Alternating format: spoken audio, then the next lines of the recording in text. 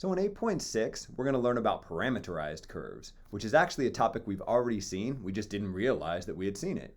So here's a series of equations that you probably got pretty sick of. We wrote them so many times in this class. If we focus on these first two here, really what these are doing is they're showing how we defined the sine and the cosine functions.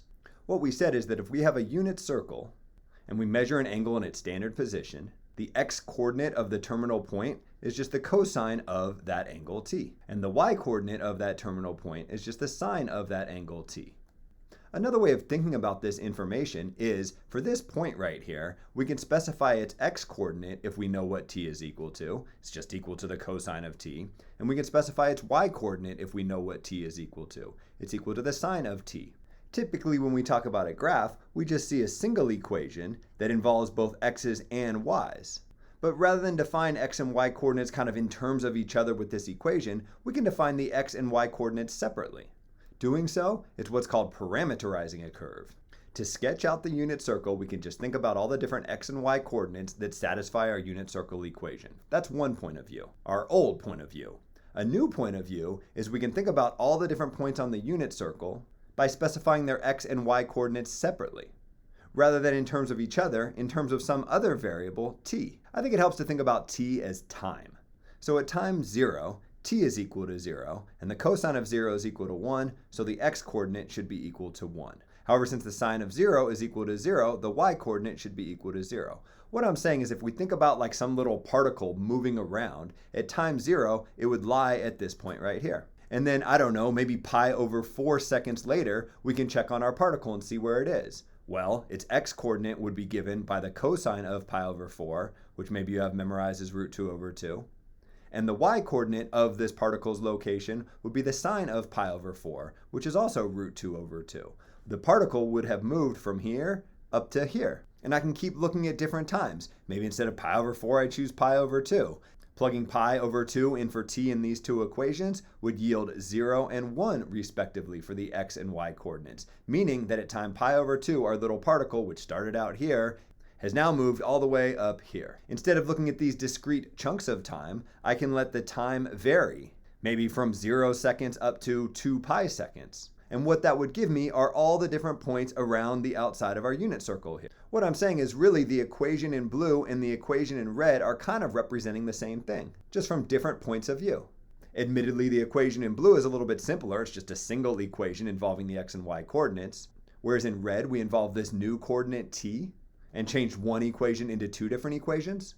But that's actually advantageous because that allows you to do a lot of things that you couldn't do over here. For one, it introduces this notion of time. If we want to model a particle moving around a circle, the unit circle equation doesn't keep track of where it is at what time, but if we have this curve parameterized, it does. And really, there's nothing special about using parameterization on the unit circle. We can use parameterization anywhere we want. I can define some new curve where the x-coordinate on that curve is equal to, I don't know, maybe t squared. And the y-coordinate of points on that curve is equal to, let's say, t cubed. And let's let t, time, go from -1 all the way up to, I don't know, +2. Sure, why not? This is a parameterization of a curve. To get an idea of what that curve looks like, we can plug in some arbitrary values of t.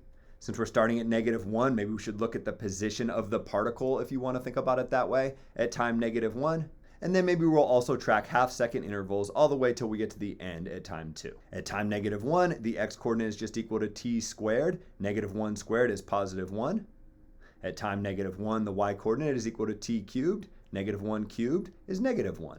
When t equals -1/2, because -1/2 squared is +1/4, the x-coordinate is at +1/4. But the y-coordinate would be at -1/2 cubed, or -1/8. I can use the same logic of plugging in different values of t into these formulas for the x and y coordinate to fill out my table. What does this curve look like? Well, let's take a look. At time -1, our x and y coordinates are +1 and -1 respectively. So we'd be at this point on the curve. A half a second later, at time -1/2, our x-coordinate has decreased to 1/4, and our y-coordinate is -1/8, roughly speaking right here. Half a second later, at time 0, our x and y coordinates are both equal to 0, so we're here at the origin. A half a second later, our x and y coordinates are +1/4 and +1/8 respectively. Half a second later, we're up to time 1 when our x and y coordinates are both equal to 1.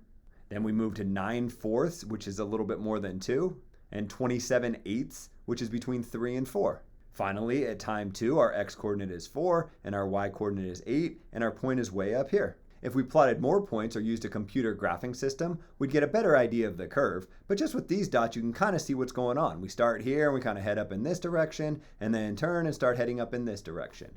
And what's kind of cool is you even get this idea of speed, right? These dots are all close together, meaning that the particle, when it's over here, is moving pretty slowly, because it takes a full half second to get from here to here, and another half second to get from here to here. But then the particle starts to speed up. Look how far it travels in the last half second. By using parameterization to come up with this curve, as opposed to just a single equation involving both x's and y's, we can be a little bit more creative with the types of curves we come up with, and we can keep track of the speed of something, if that's the application we're looking at. Before I end this video, I want to show you a prettier picture of the curve that's described by this parameterization.